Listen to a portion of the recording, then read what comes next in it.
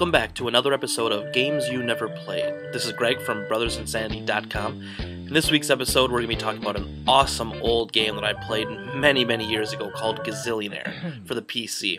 I first played this game probably 15 to 17 years ago, and the game came on this crappy little 1001 games, and it was basically an enormous demo disc of just 1001 different shareware, shovelware, crapware, whatever you want to call it. And this game is just incredibly addicting and unbelievably fun. It has a big sense of that Monopoly factor where it's the same thing and there's nothing really unique about it. And it's kind of monotonous. You keep doing the same things over and over again, but you keep playing it. It's so much fun. Gazillionaire allows for up to 6 players at once. You play hot seat.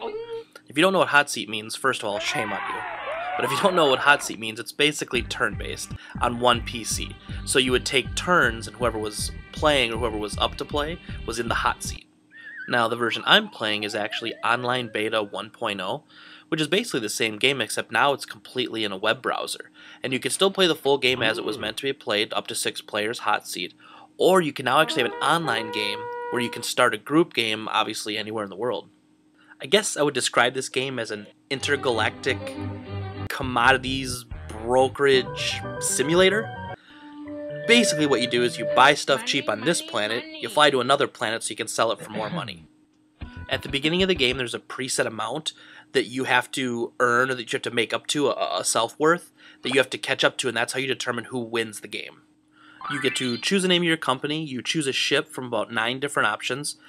They range from the medium weight ships that travel at medium speed to very fast ships that hold less cargo, or ships that hold a ton of cargo but move incredibly slow. Now, in order to start your business, you needed an initial investment, and that's where this guy comes in, Mr. Zinn, who's described as a wealthy and somewhat fickle financier, who generously loans you 120,000 kubars, which is the currency in the game, necessary to get your company going. However, you have to pay him, in the beginning anyway, 4% interest per week. Once you finally begin the game, this is the screen that you're going to be looking at most of the time. This is your main screen. In the upper left corner, it shows a picture of what planet you're on. Below that, you can see options for the stock market, which I never really used. The original version I actually played on that demo didn't have that enabled, so I learned how to play this game completely without it. And even playing it now with it, it doesn't seem to make any sense to me, and it doesn't make you any money, so I don't bother with it. Then below that, you have your on-hand money. Below that, you've got the bank, which would be how much money you have stored in the bank. Then below that is actually the Traders Union loan. Now, as right now you can see it's at 0, but you initially have a loan limit up to 100,000. And what's cool about that is there's a lot of options in the game where they'll all of a sudden have people offering you ship upgrades, or you can secretly bid for a better engine for your ship or whatever. And if you don't have the money on hand, they're going to step in and loan you the money you need. So that's really awesome, except that obviously you have to pay it back. And then below that is Zinn's loan of 120,000, which is always looming over you in the beginning of the game. On the far right, you see you've got a fuel gauge, and that goes down obviously if you travel to different planets. And then in the middle, the very top, it shows the name of your company. And then below that, you've got the marketplace, supply, and the warehouse. The warehouse would be where you can store product, so say there's a really good deal on something and your ship can't carry it all, you can actually store some in the warehouse at the price you bought it, and then go back to your ship, fill up the rest of your ship with what you can, and just take that and basically save some profit for later. And then the marketplace, where you're going to go to actually see what they have in stock, for what price, what you can buy, what you can sell, and all that stuff. Now below that, you've got pick up passengers. This is another source of income for you in the game. Basically, you advertise, which is the next option below it, for transportation and commodities, and transportation just means how many passengers you can pick up the next time you're on a planet. What's nice about that is it's another source of revenue, and if you advertise enough and you have enough people coming in, you get to set the ticket prices. So it's another micro game inside of this game that just balancing how much you advertise to what you set your ticket prices at, making sure you make money instead of setting the price too high and not having enough passengers. Below advertising then is the crew wages. Obviously, every trip you take, you have to pay the crew on your ship. Below that, you have taxes owed. On every deal you make, you pay a certain percent tax. And it starts out at 2% for exports and 3% for imports. And there's also a 15% tax on those passengers that you pick up. Next up is the insurance cost. And this is like real insurance in the sense that if any of the random events happen to you and you have to pay money for anything, or if you lose money or you lose your cargo, that the insurance will actually cover that and replace anything that you've lost. Next, you have the Explore Planet option, and this is actually really interesting. This is something you can only do once per visit to that planet per turn. And every planet's different, so if you're on Pike, that's where you can upgrade your engine. Faster engine means you get to places faster before the competition, and you can buy up the product before they can. Some planets you actually visit the Imperial capital so you can bargain for lower taxes. Another planet has your insurance company so you can bargain for lower rates. And basically it just gives you an extra thing to do while you're on every one of the planets. Now in the marketplace, you're going to see a list of all the different commodities that they have here for sale. If you have any commodities, the first thing you want to do is you want to sell what you have. Now realistically, you should go to the planet that needed it the most, so the first thing you do is sell so that you can refill your ship and buy. And you look around basically for the prices that they have, and you'll see here, they show you your cargo, which is what you have on your ship of course, how much is on whatever planet you're on, the price you paid if you have cargo, the market price it's currently at, and the price range. So if you look at this list, you can say, okay, well, gems, for instance, are at a market price of 190. Well, the range is 170 to 680, so you know that you're buying that incredibly low.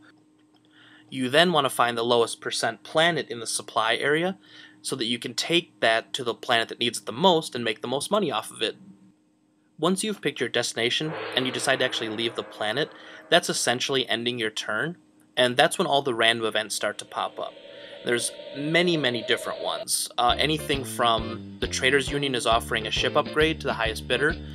You have to put in a secret bid to see if you outbid the other players and can actually win. I've been attacked by space pirates. I've had starving artists ask me for investments. I've had my employees just tell me they don't need to be paid anymore. I've gotten tax breaks from the Imperial Magistrate, and I've even had space fleas eat all of my cargo. Now, the interesting thing about a lot of these scenarios is that there's a lot that have choices to make. So, for instance, I found a space dog on a meteor, and it said, do you want to take in this poor stray dog? And, of course, the option for yes may help your karma. Unfortunately, when I said yes, I got the negative chance option, which was that it destroyed my ship, and I had to pay like 50,000 kubars to have it repaired. On the flip side, I've had it where a starving artist has come up and said, hey, can you give me 10,000 kubars to get my project off the ground? It probably won't make any money.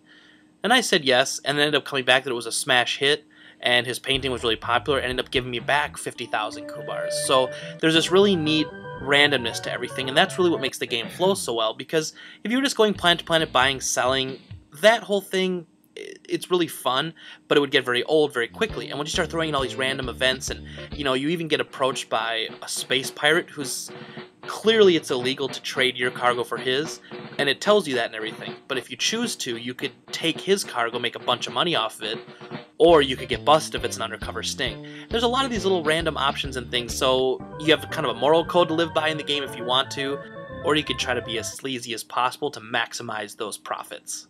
And the whole time the game does just an awesome job of keeping track of everything. At the beginning of every turn it shows what place you're in compared to everybody else, what your total net worth is, there's pie charts of market share, there's bar graphs, there's line graphs. It's just really cool stuff that you can look at and actually rank and compare yourself to the other players. So in closing, I just want to say that Gazillionaire is a very fun, incredibly addicting game, has that old school Monopoly feel to it where you can just get a bunch of people together and have a great time. Honestly, try it out at your next LAN party. It's great since it's turn-based and it's hot seat. You can have one computer that's set up. Everybody can be playing something else. If there's little breaks in the action, you can hop over and play. Just really fun. The company that makes it's called Lava Mind, and they make websites, make a bunch of other stuff, and they've made a few different games. This is the only game of theirs that I've actually played. I thoroughly enjoyed it, though, and it's just one of those off-the-wall games that I never would have played if I hadn't found this crazy random demo CD. Thank you very much for watching. Again, if you like our videos, please subscribe. You can also follow us on Twitter and like us on Facebook, and as always, you can view a lot of our content at brothersinsanity.com.